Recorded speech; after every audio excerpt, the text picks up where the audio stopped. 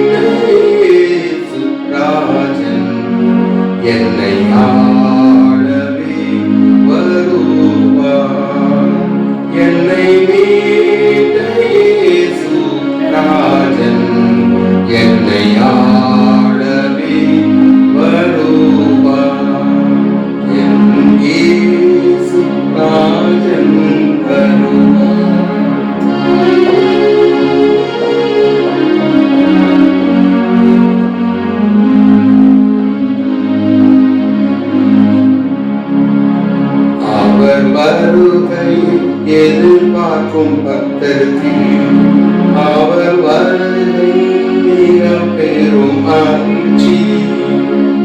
அவர் வருகையை எதிர்பாராமாதற்கு அவர் வருகை மிக பெரும் அதிர்ச்சி. அவர் வருகையை எதிர்பாராமாதற்கு அவர் வருகை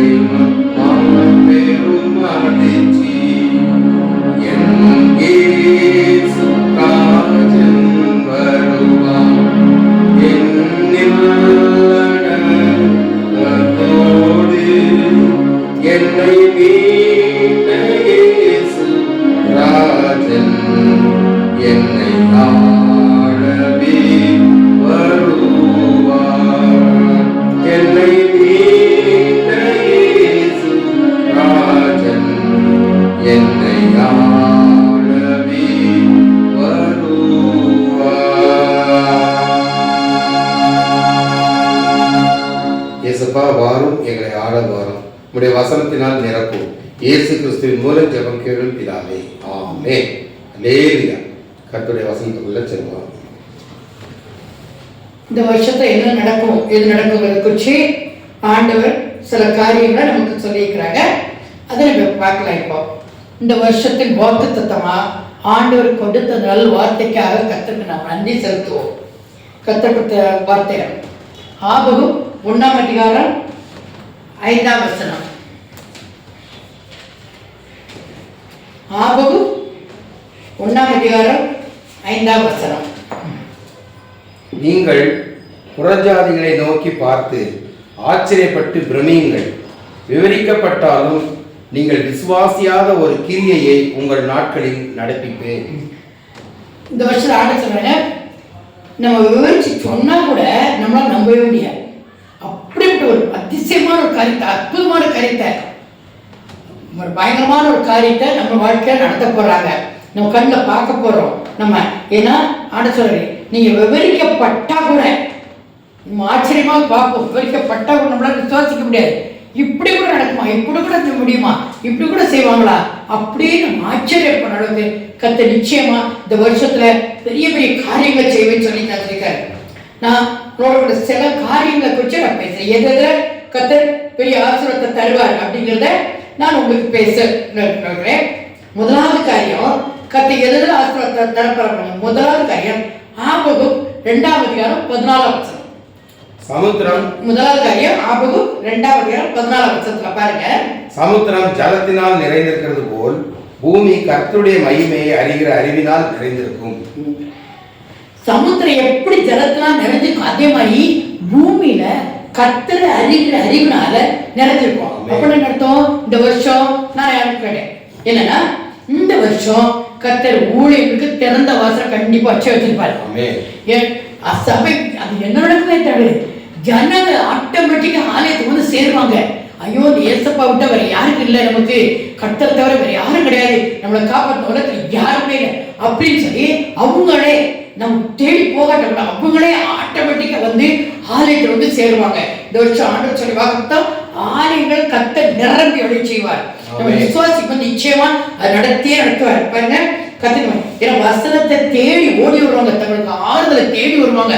ஒரு ஆபத்துல, பிரச்சனை, கண்ணீர்ல, கட்டத்துல ஆண்டவரே நீங்க தான் எங்களுக்கு, உங்களை தவிர யாருன்னு சொல்லி அவங்களே என்ன செய்வாங்களா, எப்படி சமுத்திரம் ஜலத்தால் நிறைந்திருக்கு போல கர்த்தருடைய மகிமை அறிகிற அறிவினால. அப்போ கர்த்தருடைய மகிமை நம்ம அறிஞ்சுக்கணுங்கிறதுக்காக ஆலயத்துல ஆண்டவர் ஜனங்களை கொண்டு வந்து சேர்ப்பார். அப்போ ஆண்டவர் கர்த்தருடைய ஆலயத்தை வச்சு திறந்த வாசல் கத்த வச்சிருக்கிறாரு. ஊழியர்கள் திறந்த வாசல் நம்ம ஆயத்தமா இருக்கலாம். நம்ம கர்த்தரி வார்த்தையை சொல்றதுக்கு, கர்த்தரி வார்த்தையை கேட்கறதுக்கு எல்லாத்துக்கும் நம்ம வந்து கர்த்தரி ஊழியக்கார, கர்த்தரி பிள்ளைங்க ஆயத்தமா இருக்காங்க. கர்த்தர் அவங்கள ஒரு ஜாதி ஜனங்க கர்த்தரை தேடி ஓடி வருவாங்க. நாம் அவங்களுக்கு கர்த்தருடைய சத்தியத்தை சொல்லி கர்த்தருடைய ராஜ்யத்துக்கு அவங்க நேரம் நடத்தணும். அது கர்த்தர் சித்தம். பாருங்க, அடுத்தது 2வது காரியம் ஆபகு 3ஆம் அதிகாரம் 17-18. ஆபகு 3ஆம் அதிகாரம் 17-18 வசனத்தை வாசிங்க. அத்திமரம் துளிர் விடாமல் போனாலும், திராட்சை செடிகளில் பழம் உண்டாகாமற் போனாலும், ஒலிவ மரத்தின் பலன் அற்று போனாலும், வயல்கள் தானியத்தை விளைவியாமல் போனாலும், கிடையில் ஆட்டு மந்தை முதலற்றான போனாலும், தொழுவத்திலே மாடு இல்லாமல் போனாலும், நான் கர்த்தருக்குள் மகிழ்ச்சியாய் இருப்பேன், என் ரட்சிப்பின் தேவனுக்குள் களி கூறுவேன். கத்துப்பாங்க. இப்ப நெட்ட சொல்றேன்னா ஒண்ணுமே இல்லைன்னா என்னன்னா, திராட்சை ரசம் பலம் கொடுக்கல, மாடு பலம் கொடுக்கல, வீட்டுல ஒண்ணுமே இல்லை, ஆனா கர்த்தருடைய மகிழ்ச்சி ஒன்று குறையவே குறையாது. கத்த சொல்றாரு. ஏன்னா கர்த்தருடைய மகிழ்ச்சி எப்பொழுதும் இருக்கும். ஆனா எப்படி இருக்கும் அது தெரியாது. வீட்டுல ஏது இருக்குதோ இல்லையோ, இல்லாத இருக்க செய்கிற தேவன் நம் தேவன். அதை அறிந்து கொள்வாங்க, பிரஜா ஜனங்க அறிந்து கொள்வாங்க. எப்படின்னா ஒண்ணுமே இல்லை ஆனா எல்லாத்தையும் நிறைவா இருக்கு. அது எப்படி? அது கர்த்தருடைய மகிமை, கர்த்தருடைய ஆச்சரியம், கர்த்தருடைய ஆச்சரியமான காரியம். அதான் விவரிச்சு சொன்னா கூட உங்களால புரிய முடியாது. இந்த மாதிரி நடக்கும் அப்படின்னா அதே நடக்கும், இதே நடக்கும்.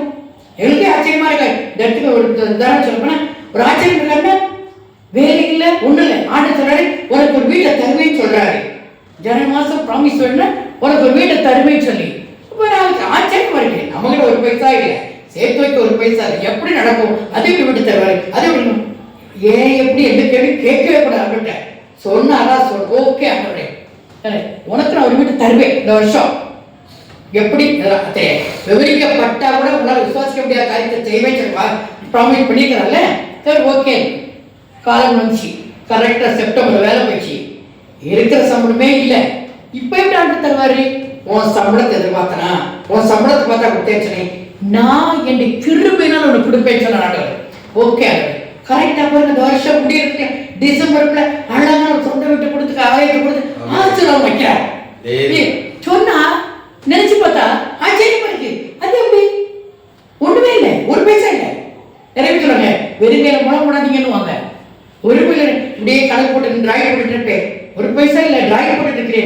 கர்த்தர் கொடுக்குற வீடு நான் போட்டுட்டு இருக்கிறேன்.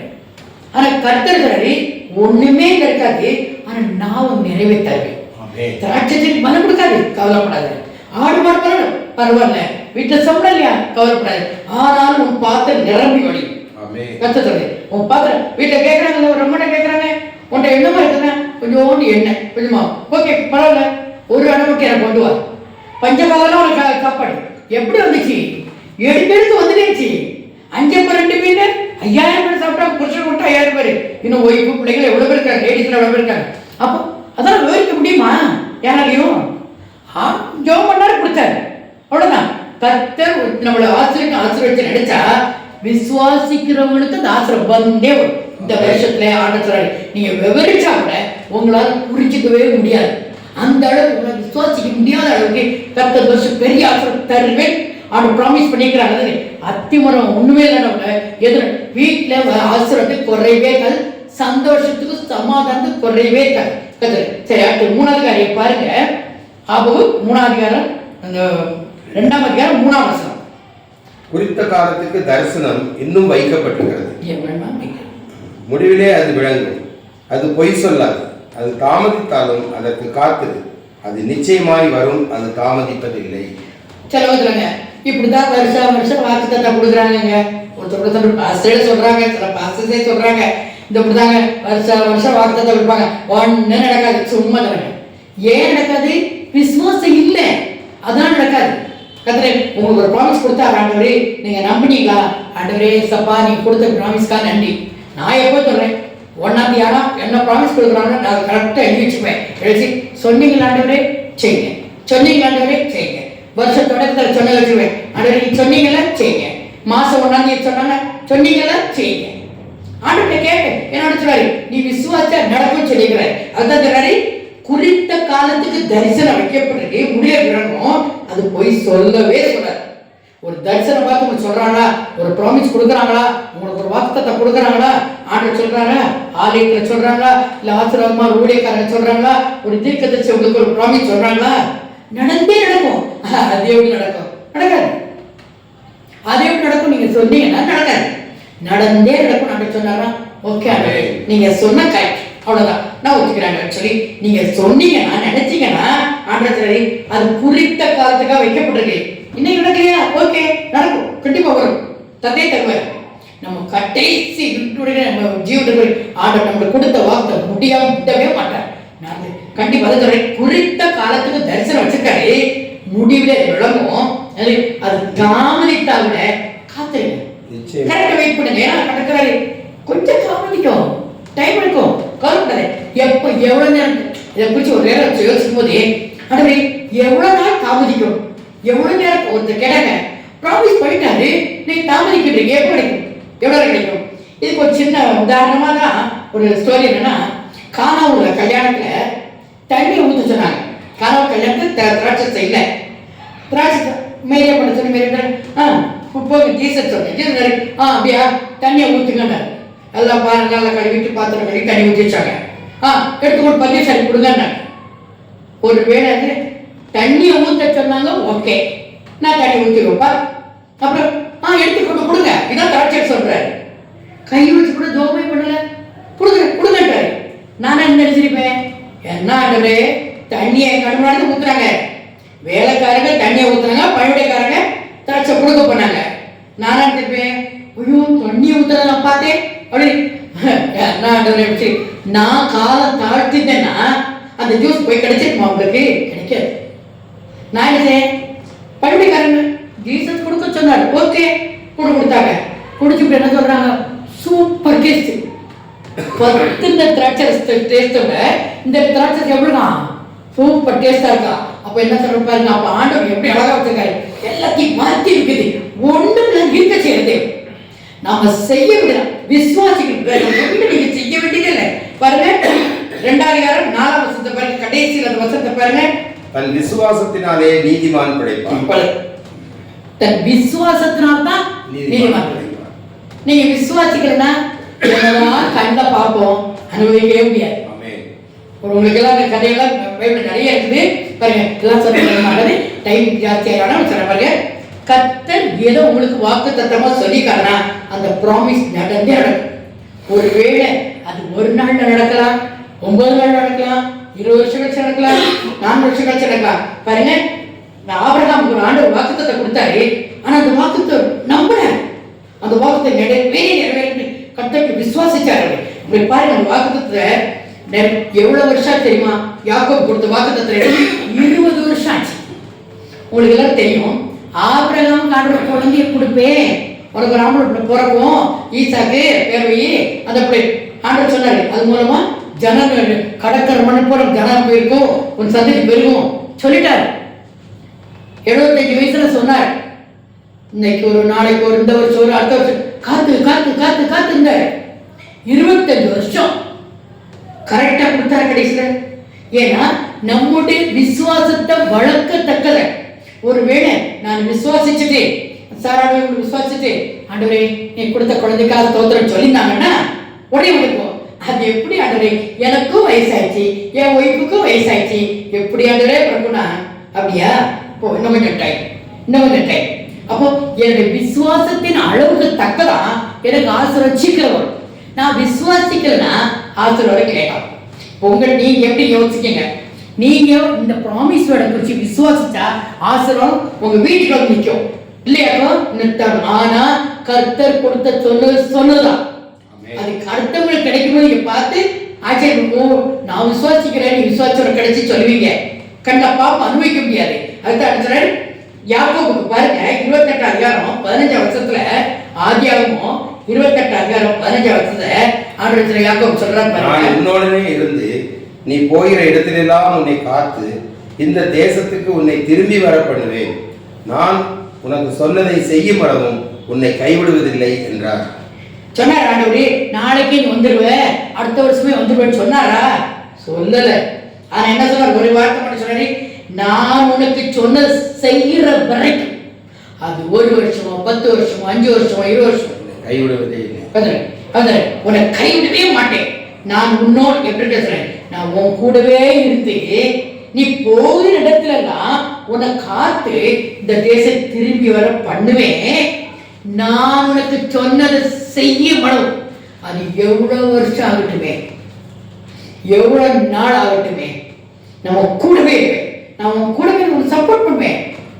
பயப்படாத சொல்லி ஆண்டவர் நம்மளை சப்போர்ட் பண்ணி நம்மளை அழகா பாதுகாத்து அழகா பண்ணது. அது வரைக்கும் நான் உன்னை கைவிட மாட்டேன். இந்த வாக்குத்தை நம்புறீங்களா? வாக்கு விசுவாசிங்க. கர்த்தர் நமக்கு சொன்ன வாக்குத்தை நிறைவேற்ற வரைக்கும் நம்மளை கைவிடவே மாட்டார் சொல்லிக்கிறாங்க. அது ப்ராமிஸ். கர்த்தர் ஒரு நாள் போய் சொல்றதே கிடையாது. சொன்னதுதான், சொன்னதை செய்யற வரைக்கும் நம்ம கூடவே இருந்து நடத்துவார். அதுதான் பாருங்க, எவ்வளவு வருஷம் ஆச்சு நடந்து பாருங்க. இந்த வாக்குத்தத்தை நிறைவேறதுக்கு 20 வருஷம் ஆச்சு. வாசிங்க பார்க்கலாம். ஆதியாகமம் 34 அதிகாரம் 41 வருஷத்துல இந்த 20 வருஷ காலம் உங்களுடைய வீட்டிலே இருந்தேன். யாக்கோபு அம்மா அப்பா விட்டுட்டு மறந்து போய் அந்த லவன்ல இருந்தாரு. அந்த அவங்க அம்மாவுடைய மாமா வீட்டுல போய் அம்மாவுடைய அண்ணன் வீட்டுல உட்கார்ந்தாரு. மாமா வீட்டுல இருந்து ஆனா கூட சொந்தக்கார மாமா இத்தனைக்கும் பொண்ணை கட்ட மாமா மருமகன் இருந்தா கூட வேலை செஞ்சார். ஆடு மண் வச்சுக்கிட்டார். 20 வருஷம். 20 வருஷத்துல அவர் போட்டிருக்காங்க. 20 வருஷத்துல அவங்க மாமனார் 10 தடவை சம்பளத்தை மாத்திட்டார். ஏன்னா இவன் எப்படி இவ்வளவு பெருசாளானா? இந்த மாதிரி வேலைனா அதான் கிடைக்குது, இதுதான் உனக்கு சம்பளம் அதான் வருது. அப்ப கடைசியில் பார்த்தா எப்படி யாக்கோபுக்கு சம்பளம் பெருகி பெருகி பெருகி ஜாஸ்தி பணக்காரன் ஆயிட்டே போறான். அவன் பிள்ளைங்க பார்த்தாங்க, என்னப்பா நம்ம வீட்டுல வெறுங்கையா வந்த இவன் இன்னைக்கு பணக்காரன் ஆயிட்டே போறான், நிறைய ஆடுபாடு குட்டி போட்டுட்டே இருக்குது அப்படின்னு சொல்லி அவங்க பொறாம போட்டு 10 தடவை சம்பளத்தை மாத்தினாங்க. ஆனாலும் தேவன் கைவிடவே இல்லை. பாருங்க, 20 வருஷம் கழிச்சு 2 பரிவாரத்தோட வரலாம் பாருங்க. 33 அதிகாரம் 9ஆம் வசனம் வாசிங்க. அதற்கு ஏசா, என் சகோதரனை எனக்கு போதுமானது உண்டு, உன்னுடையது உனக்கு இருக்கட்டும் என்றான். 32 அதிகாரம் 10ஆம் வசனம், நான் ஒரு கோலும் கையுமாய் தேவனை கடந்தேன். அடியேனுக்கு தேவரில் காண்பித்த எல்லா தயவுக்கும் எல்லா சத்தியத்துக்கும் நான் எவ்வளவேனும் பாத்திரனல்ல, நான் கோலும் கையுமாய் இந்த யோர்தானை கடந்து போனேன், இப்பொழுது 2 பரிவாரங்களையும் உடையவனாயிருந்தேன். வெறும் கோலும் கையுமா இந்த ஊரை விட்டு நான் வந்தேன், ஓடி போனேன். எங்க அண்ணன் கொண்டு வர பைக்கு ஓடியாந்தேன், வெறுங்கைய வந்தேன். இன்னைக்கு 2 பரிவாரம், 12 பிள்ளைங்க, ஒரு பொம்பளை பிள்ளை, 13 பிள்ளைங்க, ஒய்ஃபுங்க, ஆடு மாடு எல்லாம் புல் தரான கூட்டம், 2 பரிவாரம். அவங்க அண்ணன் கேட்குறான், இது என்னத்துக்கு முன்னாடி போகுதுன்னு. உனக்கு தான் அண்ணே, உனக்கு கொடுத்துட்டாதுங்க, நீ என்ன மன்னிச்சிரு. அண்ணன் அடிச்சிருவா பையனா, ஆனா கர்த்தர் அண்ணனே மாற்றி அமைச்சிட்டு நீயே இந்த பூமியை வச்சுக்கோப்பா, வச்சுக்கோ. பாருங்க, கர்த்தர் நிச்சயம் பண்ணா கர்த்தர் நமக்கு ஆசீர்வாதத்தை வச்சா நம்மளை ஏமாத்தினவங்க, நம்மளை பிடிங்க, நம்ம எல்லாத்தையும் நம்மளுக்கு ஒரு எல்லாத்தையும் நமக்கு திருப்பி கொடுத்துரு, அவங்க எல்லாம் போயிடுவாங்க. பாருங்க, அந்த 33 அதிகாரத்துல 9 எனக்கு போதுமான இருக்கு. வாசிங்க 33 அதிகாரம் 9 வருஷத்துல. என்னதுக்குப்பா நீ வச்சுக்கோனே? இல்ல இல்ல இல்ல, எனக்கு போதுமானது. என் சகோதரனே, எனக்கு போதுமானது உண்டு, என்னுடையது உனக்கு இருக்கட்டும், உன்னுடையது உனக்கு இருக்கட்டும் என்றான். அவன் கொல்ல வந்தவன் எனக்கு போதுமானது வேண்டாம்ப்பா, நீ வச்சுக்கோ. மனசை மாத்தி விட்டாரு. அதுக்கு தான் 2 வருஷம் வேண்டியது இருக்குது. எல்லாம் மாத்தி அவனுக்கு கொடுத்துட்டு கடைசியில பாரு 36 அதிகாரம் 6 வருஷத்துல நீயே இந்த பூமியை வச்சுக்கோப்பா, நான் வேற ஊருக்கு போறேன். அதாவது 36 அதிகாரம் 6 வருஷத்துல பாருங்க சொல்லிட்டு விட்டுட்டு போயே விட்டான். 36 அதிகாரம் 6 ஏசா தன் மனைவியையும் தன் குமாரரையும் தன் குமாரத்தையும் தன் வீட்டில் உள்ள யாவரையும் தன் ஆடு மாடுகளையும் மற்ற ஜீவ ஜந்துக்கள் யாவையும் தான் கானான் தேசத்திலே சம்பாதித்த ஆஸ்தி முழுவதையும் சேர்த்து கொண்டு தன் சகோதரனை யாக்கோபை விட்டு பிரிந்து வேறே தேசத்துக்கு போனான். எல்லாத்துக்கும் வேற இடத்துக்கு போயிட்டான், நீ வச்சுக்கோப்பாட்டு. இதே இடத்துக்கு சண்டை போட்டு அண்ணன் பாரு, ஒரு தம்பி வரும், அப்பா அம்மா செத்தவரை கொன்னே கொன்னேன் பாருன்னு சொன்ன அதே அண்ணன் ஏசா அப்படியே கத்திரிச்ச மனசை மாத்தி யாக்கோபுக்கு சொன்னதை செய்யற, அவனை கைவிடாம வந்து அவனுக்கு விரோதமா சத்துருவா எல்லாத்தையும் விரட்டி விட்டுட்டு எல்லாத்தையும் தள்ளி விட்டுட்டு நீயே இந்த பூமி வச்சுக்காப்பாரு கொடுத்தாரு. கர்த்தர் நமக்கு செய்வார், நமக்கு விசுவாசம் உங்களுக்கு அதை செய்வார். பாருங்க, இதே இது ஆசீர்வாதம் 20 வருஷம் கிடைச்சிருச்சு. ஆனா அது எப்படி இருக்கு பாருங்க, ஒரு விசுவாசம் உங்களுக்கு எவ்வளவு தூரத்துக்கு இருக்குன்னா நீங்க எந்த அளவுக்கு இருப்பீங்க, உங்களுக்கு ஆசீர்வாதம் எப்படி தருவாருங்கிறத நீங்க பாருங்க. லூக்கா 8 அதிகாரத்துல ஒரு சம்பவம் வருது, எனக்கு ஆச்சரியமா இருக்கும். இப்படி கூட விசுவாசிக்க முடியுமா அப்படின்னு. நான் வந்து அப்படி இப்ப தெரியாது, ஆனா கர்த்தருக்குள்ள வர வர வர வர நமக்கு விசுவாச அளவு அதிகரிக்கும் போது தான் இதெல்லாம் ஆச்சரியமா இருக்கும். ஓகே ஆண்டவரே நீங்க சொன்னா சரி ஓகே அப்படி நம்ம சொல்ற அளவுக்கு வரும். லூக்கா 8 அதிகாரம் 49 வசனம் வாசிங்க. அவர் இப்படி பேசிக் கொண்டிருக்கையில் ஜெப ஆலை தலைவனுடைய வீட்டிலிருந்து ஒருவன் வந்து அவனை நோக்கி, உம்முடைய குமாரத்தை மரித்து போனால் போதகரை வருத்தப்படுத்த வேண்டாம் என்றான். இந்த சம்பவம் என்ன, அவர் வந்தாரு, வீட்டுக்கு வந்து எப்படி சொல்றாரு, ஐயா என் மகன் ரொம்ப சீரியஸா இருக்கா, நீங்க வந்து எங்க வீட்டுல ஜோம் பண்ணுங்க, என் பிள்ளை சோமாயிரோட்டு. ஓகேன்ட்டு ஜீசஸ் அவரோட சேர்த்து போயிட்டு இருக்கிறாங்க. ஆனா ஜீசஸ் ரோட்ல கூட யாராவது விடுவாங்களா? ஒரு ஊழியக்காரங்க தீர்த்து சொன்னா ரோட்ல பார்த்தோன்னா ஐயா ஐயா என்ன ஜோம் பண்ணுங்க, ஐயா என்ன பிளஸ் பண்ணுங்க, ரோட்ல கேட்கறது நம்ம ஒரு செலிபிரிட்டி யாராவது ஒரு தப்பான நம்ம என்ன சொல்றோம், அவங்களுக்கு செலிபிரிட்டியை பார்த்து என்ன கூட போட்டோ எடுக்கிறோம் உலா செய்யறோம், அவங்களுக்கே நம்மளோட ஏசுமா விடுவாங்களா? ஐயா ஜோம் பண்ணுங்க இப்படி வெளியில ப்ரேயர் பண்ணிட்டு அந்த பெண்ணுக்கெல்லாம் சோமாக்கிட்டே போகும்போது கடைசி டைம் ஆயிடுச்சு. ஒருத்தன் சொல்றான், ஐயா ஐயா போதை வருத்தப்படுத்தாத, என்னத்துக்கு நான் உள்ள செத்து போயிட்டார்.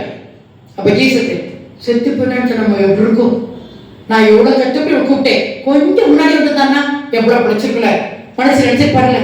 ஆனா ஜீசஸ் பார்த்துட்டு பயப்படாது, உங்களை சாகல உயிரோட இவன் சொல்றான் செத்து போய் பிள்ளைய நேர்ல பார்த்துட்டு வந்த ஒருத்தன் சொல்றான் உங்க பிள்ளை செத்து போச்சுன்னு.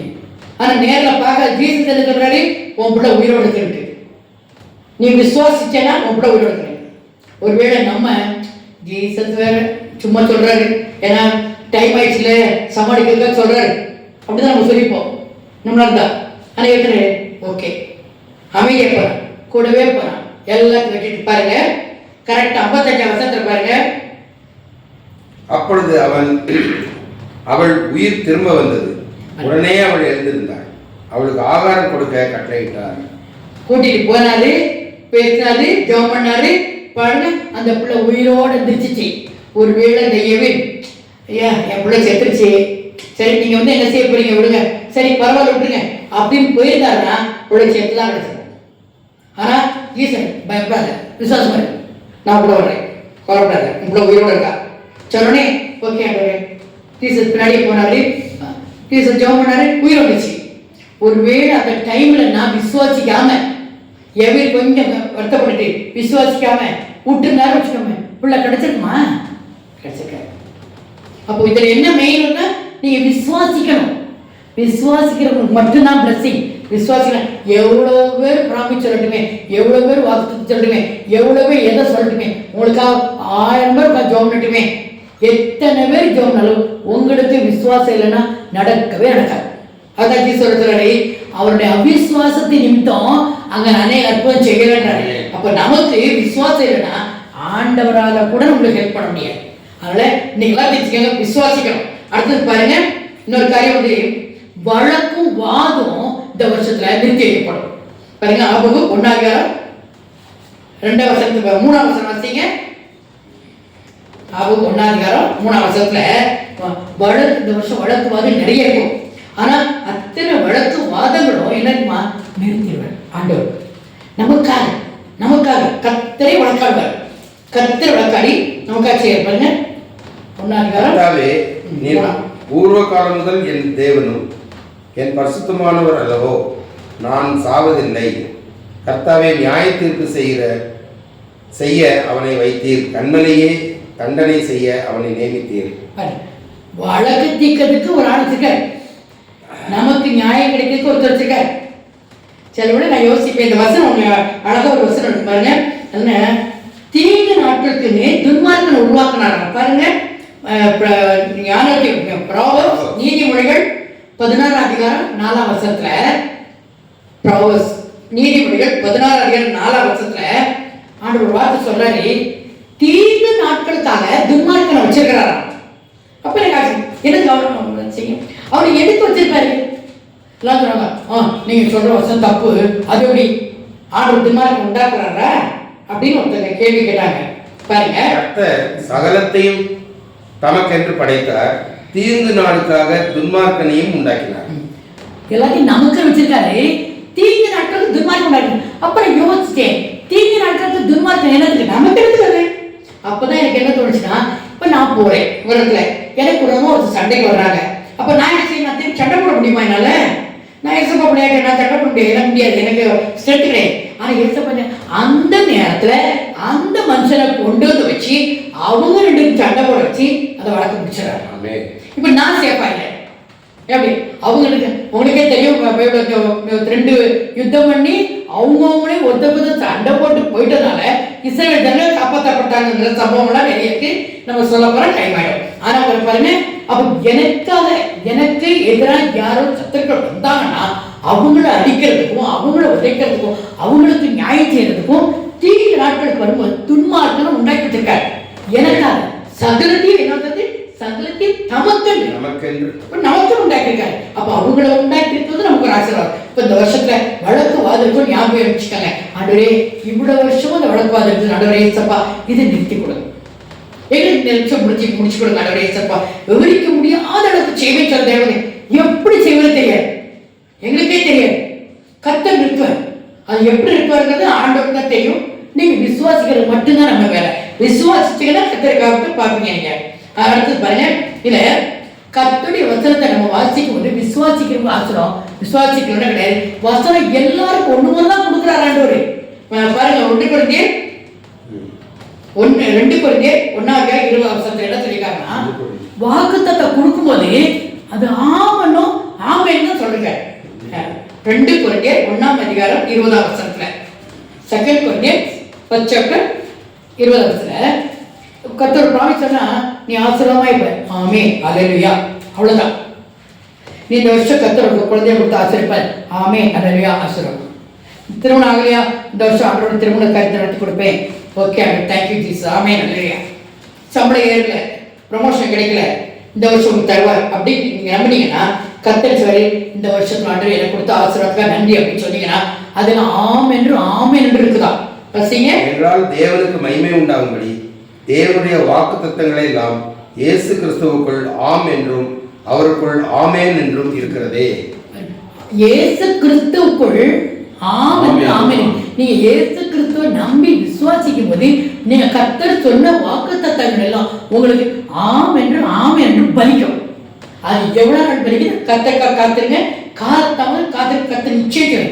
எவ்வளவு நாள் காத்திருக்கணும்? உங்க விசுவாசத்தை பொறுத்து. நீங்க எவ்வளவு சீக்கிரத்துல கர்த்தர் மேல நம்பிக்கை வச்சு விசுவாசிக்கிறீங்களோ அவ்வளவு சீக்கிரம் நடக்கும். இல்லையா? கிடைக்காது. நினைச்சே சம்பளம் இல்லை, வேலை இல்லை, ஆனா கர்த்தர் தருவே சொன்னா சொன்னதுதான், அவ்வளவுதான். தந்தாரு. அவர் எப்படி தருவாரு? வேலையே இல்லை, சம்பளமே இல்லை, கஷ்டப்பட்டா நான் வேலை பார்த்து சம்பாதிச்சு கொண்டு வந்துட்டா காலமாயிடும். ஆனா கர்த்தரை நீங்க விசுவாசிச்சீங்கன்னா வேகமா நடக்கும். அவ்வளவுதான் கர்த்தரை. அதான் யாக்கோபு 1:6 சொல்றாரு. ஆனாலும் அவன் எவ்வளவாயினும் சந்தேகப்படாமல் விசுவாசத்தோடே கேட்க கடவன். சந்தேகப்படுகிறவன் காற்றினால் அடிபட்டு அலைகிற கடலின் அலைக்கு ஒப்பாயிருக்கிறான். சந்தேகத்தோட கேட்டீங்கன்னா உங்களுக்கு ஒண்ணு கிடையாது. அப்படிப்பட்ட மனுஷன் தான் கர்த்தரிடத்தில் எதையாயிரம் பெறலாமல் நினையாது இருப்பானாக. நீங்க சந்தேகப்பட்டுட்டு ஆட்டோட்ட வாங்கிடலாம், ஆயுதத்தில் வர சொன்னாங்க, கடவுள் தெரியாதா, நான் இப்படித்தான் இருப்பேன், ஆர்டர் கொடுக்கட்டுமே, அவருக்கு ஆத்திரமா பேர் கொடுக்கணும், கொடுக்க மாட்டேன், நான் கொடுக்க மாட்டேன். நீங்க ஆட்டோட்ட கேட்க மாட்டீங்க, அவர் கொடுத்தா காலில் உதைப்பீங்க. ஏன்னா கேட்காம வந்து ஆசீர்வாதம் காலில் உதைக்கப்படும். ஆமா, ஏன்னா உங்களுக்கு அது மாதிரி அக்கறை இருக்காது. அதனால ரொம்ப கஷ்டப்பட்டு வந்த ஆசீர்வாதம் உங்களுக்கு நினைச்சு நிற்கும். ஏன்னா அது நீங்க கஷ்டப்பட்டு, நான் கஷ்டப்பட்டு வாங்கினேன்னு தெரியும். அதனால சொல்றேன், நன்றி உங்களுக்கு விசுவாசிக்க மாட்டேன், ஆனா கடை கொடுப்பார. விசுவாசிக்காதவங்க ஆண்டவரே நான் எனக்கு விசுவாசம் இல்லை, நீங்க இது கொடுங்க கேட்கவே செய்யாதீங்க, கொடுக்கவே மாட்டேன் ஆண்டவர் சொல்றாரு. கடைசியா பாருங்க, ஒரு வாக்கியத்தை உங்களுக்கு சொல்றேன், விசுவாசிக்காதவங்களுக்கு சொல்றேன். எபிரேயர் 4:2 என்ன சொல்ற பாருங்க. எல்லாருக்கும் சுவிசேஷம் வரும்போதுதான் சொல்றாரு. இப்போ 100 பேர் சுவிசேஷத்தை கேட்கறாங்க, அதுல 10 பேர் தான் சுகமாகறாங்க, 20 பேர் தான் ஆச்சரிக்கப்படுறாங்க. ஏன்? வியாதியத்துல அது எப்படி டாக்டராலே முடியாது, எப்படி சுகமாகும்? சரி, எங்க அம்மா கூட கேன்சர் இருந்துச்சு, யூட்ரஸ் கேன்சர் இருந்துச்சு. இப்போ நான் ஆர்டர் கொடுத்தேன், அப்புறம் அது கேட்பேன். அப்போ அவங்களாம் டாக்டரா இருக்கிறதால அவங்க சொல்லுவாங்க, டாக்டர்ஸ்லாம் மெடிசன் ஜபம் வேணும், மெடிசன் வேணும்னாங்க. மெடிசன் கேன்சர் மெடிசன் இருக்குதா? இப்போ சொல்றேங்க, நான் சொல்றேன் பல வருஷத்துக்கு முன்னாடி. ஆனா கர்த்தர் விசுவாசம் அந்த கேன்சர் இல்லாம ஆக்கினார். கர்த்தரா முடியும். பாருங்க, எப்ரூ 4:2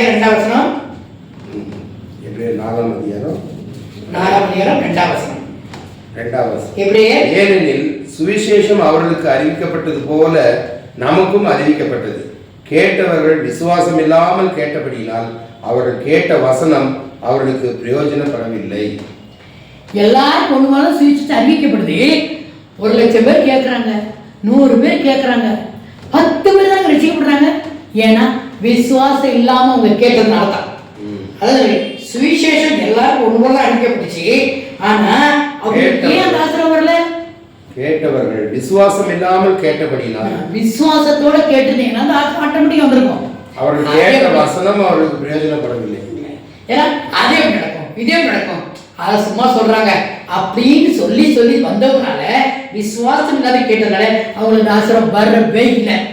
கேட்ட ஒரு ஆசீர்வாதம், கேட்ட வசனம் பிரயோஜனப்படவே இல்லை. அதனால நாங்க சொல்றோம், உங்களுக்கு இந்த வருஷம் கர்த்தர் சொல்றாரு, உங்களுக்கு கர்த்தர் ஆசீர்வாதத்தை கொடுப்பேன். மறுபடியும் அந்த வசனத்தை வாசிக்கலாம். ஆபகு 1:5 ஆண்டவர் என்ன சொல்றாரு? மறுபடியும் உங்களுக்கு ஆண்டவர் சொல்றாரு, நீங்க நினைச்சு கூட பார்க்க முடியாத ஒரு அதிசயத்தை உங்க வாழ்க்கை இந்த வருஷம் செய்வேன்னு ஆண்டவர் ப்ராமிஸ் பண்ணிக்கிறாரு. ஆலயம் நிரப்பி ஒளி செவி சொல்லிக்கிறாரு, வீட்டுல சந்தோஷத்தை கொடுப்பேன்னு சொல்லிக்கிறாரு, சந்தோஷத்தை கொடுப்பேன்னு சொல்லியிருக்கிறாரு. அது மட்டும் இல்ல, உங்க வீட்டுல என்ன இருக்கோ இல்லையோ சந்தோஷத்துக்கு மகிழ்ச்சி குறைவே இருக்காது. எப்படி வரும் தெரியாது. நாங்க உழைப்பு இருக்கிறோம், நாங்க யார்ட்டையும் கேட்கல, இன்னும் பேருக்கு கேட்க வைக்கல, அப்படி நாங்க ஜெபம் பண்ணுவோம். எப்படி வரும் தெரியாது. கரண்ட் கட்டணுமா, ஃபீஸ் கட்டணுமா, கத்தத்துல அது வரைக்கும் ஒன்று இருக்காது. தேவை வரும்போது கட்ட கொடுப்பார். ஆண்ட சொல்றாரு, எங்க வீட்டுல டெய்லி கூட சொல்லுவாங்க, உன்னோட பேங்க் மீன் வயலையும் காக்கையிலும் தான் இருக்குன்னு சொல்லி என்னை பார்த்து ஒருத்தர் சிரிச்சு சொன்னாங்க. ஏன்னு கேட்டேன். ஆமா, நீ ஜெபம் பண்றேன், தேசத்தை கேட்கறாங்கல்ல, டேக்ஸ் கட்டும்போது ஓ அந்த முதல் பிடிக்கிற மீன் வாயில் திறந்து போய் அதை காசு எடுத்து டேக்ஸ் கட்டு, அவரு எரியா பூசிக்கிறதுக்கு காக்கா இருக்கு, போய் சாப்பாடு போடு. ஒரே கொஞ்சம் சாப்பாடுலாம் கிடக்குது, காக்கா போனது அவனுக்கு மட்டன் சிக்கன் போட்டு கொடுக்குது. அப்பவும் நம்ம கூட அப்படித்தான். கர்த்தர் நீ விசுவாசிங்கன்னா கர்த்தர் சொல்றாரு, நீங்கள் அந்த வசனத்தை ப்ராமிஸ் வேர்டு இந்த வருஷத்துக்கு அங்க கொடுத்துருக்குது, நீங்கள் பிரஜாதிகளை நோக்கி பார்த்து ஆச்சரியப்பட்டு பிரமியுங்கள். விவரிக்கப்பட்டாலும் நீங்கள் விசுவாசியாத ஒரு கிரியையை உங்கள் நாட்களில் நடப்பிப்பேன். நீங்க விசுவாசிக்கவே முடியாது. ஒரு காரியம் விவரிச்சு சொன்னாலும் நம்ப முடியாது. ஆனா கத்த செய்வார். அதை மட்டும் நம்புங்க. கர்த்தரா முடியும். ஒண்ணும் இல்லாத தண்ணியை கொடுக்க முடியும். வெறும் வாய்க்கால் நிரம்பும். கொலை வெட்ட மாட்டார், மழை வராது, ஒண்ணு இருக்காது. ஆனா வாய்க்கால் நிரம்பும். எப்படி? கர்த்தரா முடியும். இன்னைக்கு நீங்க விசுவாசிங்கன்னா தேவனுடைய மகிமையை பார்ப்பீங்க. இந்த வருஷத்துல ஆண்டு சொல்றாரு, இந்த வருஷத்துல உங்களுக்கு ஆசீர்வாதத்தை தந்தே தருவேன் கர்த்தர் சொல்லி எல்லா ஆசீர்வாதத்தையும் நடுவே தர. அப்புறம் சொல்றாரு, இந்த வருஷம் மகிழ்ச்சியின் வருஷம். கர்த்தர் இல்லாதவங்களுக்கு விசுவாசிக்கிறவங்களுக்கு பெரிய ஆசீர்வாதம் தருவாரு. பரலோக சோதரத்தை பரலோக ஆசீர்வாதத்தை நம்ம கொடுத்த ஆச்சரியப்பாரு. நம்ம விசுவாசிக்கலாம், கர்த்தர் மகிமையை பார்க்கலாம். ஏன்னா கர்த்தர் சீக்கிரம் வர போறாரு. அதனால கர்த்தருக்கு ஆயத்தமாகலாம். கர்த்தர் பிரசாதம். சுத்தமுள்ள பிதாவே, இந்த வசனத்தை ஆசீர்வதித்து கொடுத்ததுக்காக ஸ்தோத்திரம். நாங்கள் நினையாத பெரிய காரியங்களை செய்கிற தேவன், ஆச்சரியப்படும்படியாக செய்கிற தேவன். இந்த வருஷம் செழிப்பும் எங்களுக்கு பெரிய அதிசயமான காரியங்களை செய்வேன் என்று சொல்லிக்கிறீங்க. அதுக்காக நன்றி. உங்களை விசுவாசிக்கிறோம். அதன்படி நடக்க கர்த்தர் கிருபை தாரும். இதை கேட்ட ஒவ்வொருத்தரும் விசுவாசத்திலே அவர்கள் திளைத்துவாங்க. அதில் நம்பிக்கையிலே வேறுன்ற கிருபை தாரும், ஆசீர்வதியும். இந்த செய்தியை கேட்கிற ஒவ்வொருத்தரையும் பலப்படுத்தும். இயேசு கிறிஸ்துவின் மூலம் ஜெபம் கேளும் பிதாவே, ஆமென். ஆமென். ஆமென். ஹalleluya. praise God.